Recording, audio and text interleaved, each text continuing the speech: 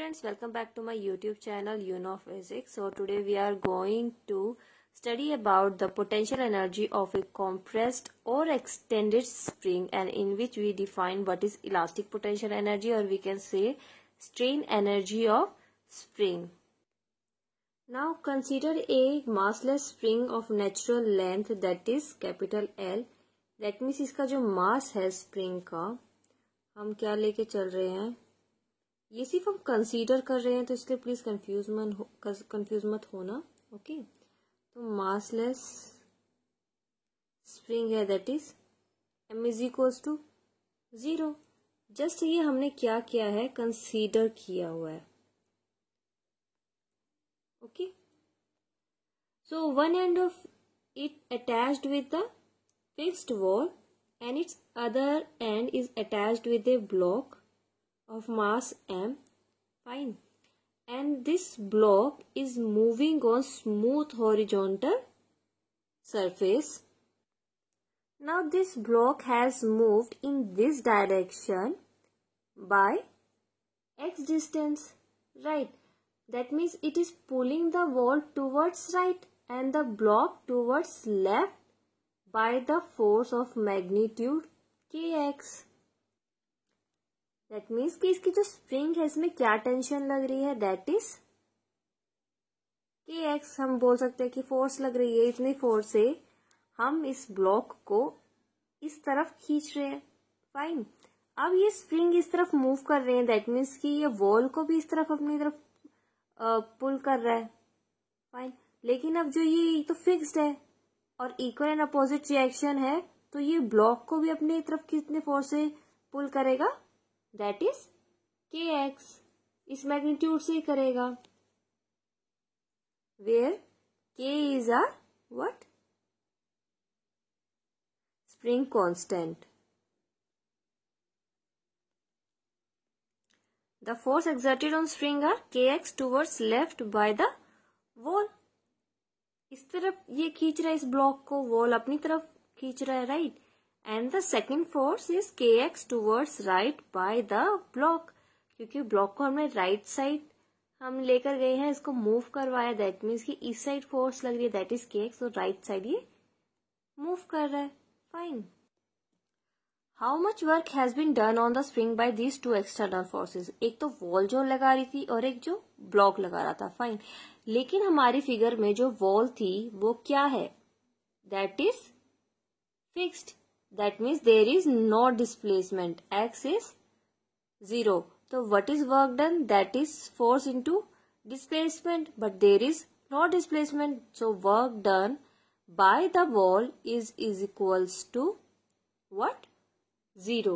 Fine. The force by the block is given by, that is by block is given by kx, and the work done is given by kx dx, right. अब हमारा कहाँ से कहाँ move कर रहा है, that is 0 से x. ये बाय ब्लॉक की बात हो रही है. फाइन. और ये हमारा किसके लिए था, वॉल के लिए, राइट. अब हमारे पास ये क्या आ जाएगा, that is half kx square. So what is this, this is positive work done. Positive work done क्यों है, क्योंकि हमारा ब्लॉक भी राइट साइड में मूव कर रहा था, राइट. और हमारा फोर्स भी उसी डायरेक्शन में था. दैट मीन्स जो हमारा F है और जो हमारा x है, जो डिस्प्लेसमेंट है, F और डिस्प्लेसमेंट, वो दोनों सेम डायरेक्शन में थे, तो पॉजिटिव वर्क डन था. अगर ये अपोजिट डायरेक्शन में होते, जैसे हम अर्थ की बात करते हैं कि एक किसी भी हमने ऑब्जेक्ट को वर्टिकली हमने ऊपर फेंका है, दैट मीन्स कि डिस्प्लेसमेंट तो ऊपर हो रही है, राइट, लेकिन फोर्स तो बाय ग्रेविटी नीचे लग रही है. तो यहाँ क्या होता है, नेगेटिव वर्क डन होता है. और यहाँ पर हमारा क्या हो रहा है, that is positive work done हो रहा है. तो जो टोटल एक्सटर्नल वर्क डन है स्प्रिंग का, वो कितना हो गया, that is half kx square. कब, जब हमने length is increased by x. क्योंकि हमारी स्प्रिंग की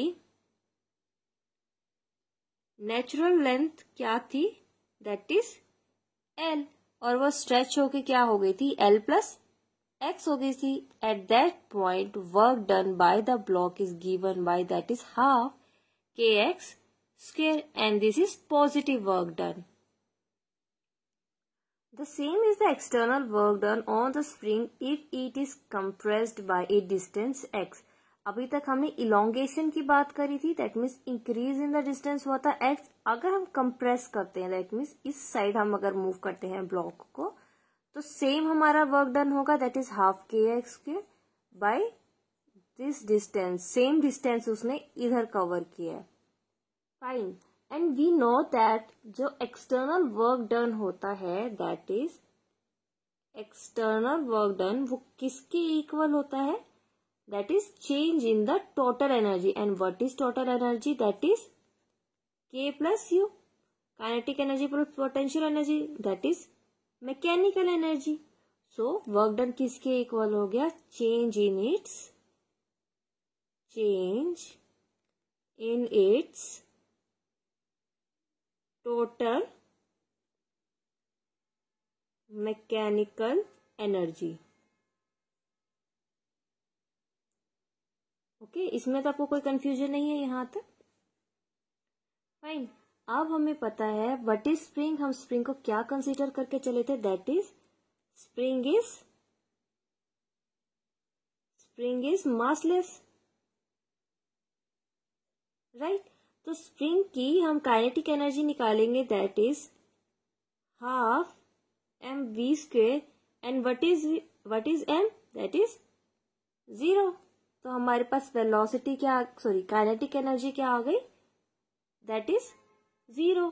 सो द स्प्रिंग इज एज्यूम करके चल रहे हैं to be massless, and hence it's kinetic energy remains 0 all the time. That means जो हमारी अब पोटेंशियल एनर्जी है, potential energy has increased by half kx square, right.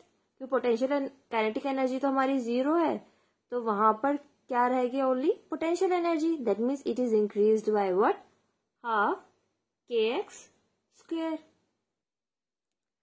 So we concluded that a stressed or compressed spring has a potential energy half kx square larger than its potential energy at its natural length. ये अभी हमने ऊपर discuss किया है कि अगर वो by x stretch हो जाए या बाई एक्स आपका कंप्रेस्ड हो जाए, आपकी पोटेंशियल एनर्जी किससे इंक्रीज हो जाएगी, by half K x square. अब पोटेंशियल एनर्जी वो क्या चीज होती है उस स्प्रिंग की, तब potential energy of the spring corresponds to the internal forces between the particles of the spring when it is stretched or compressed. तो वहां पर जब पोटेंशियल एनर्जी की हम बात कर रहे हैं अभी तक, तो वो पोटेंशियल एनर्जी क्या है, that is internal force between the particles of the spring, and it is called elastic potential energy और strain energy of the spring. Now our another topic is different forms of energy, that is mass energy equivalence की भी हम इसमें बात करेंगे. So we know that the kinetic energy plus potential energy system, if we take together, what is it is equals to, that is mechanical energy. इन दोनों का सम हम क्या बोलते हैं, उसे टोटल को mechanical energy, right. And energy can exist in many other forms. Fine. Like हम kinetic energy में अगर बात करते तो हम जो बॉडी की स्पीड होती है उसको कंसीडर करके चलते, दैट इज उसकी velocity, that is half m v square, kinetic energy हो गई. Fine. But if we keep the body at rest, fine. But जो उस बॉडी के पार्टिकल्स हैं, उस बॉडी जिस पार्टिकल से वो बॉडी बनी है, वो तो कॉन्टिन्यूसली अपनी ही मीन पोजीशन पे वो हिलते, मतलब कि मूव करते रहते हैं. Fine.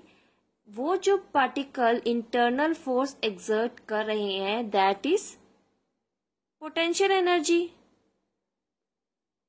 Due to the moving particles of a body. So the total energy corresponding to the internal motion of molecules and their interaction is called internal energy or thermal energy of the body. Fine. Now light and sounds are other forms of energy.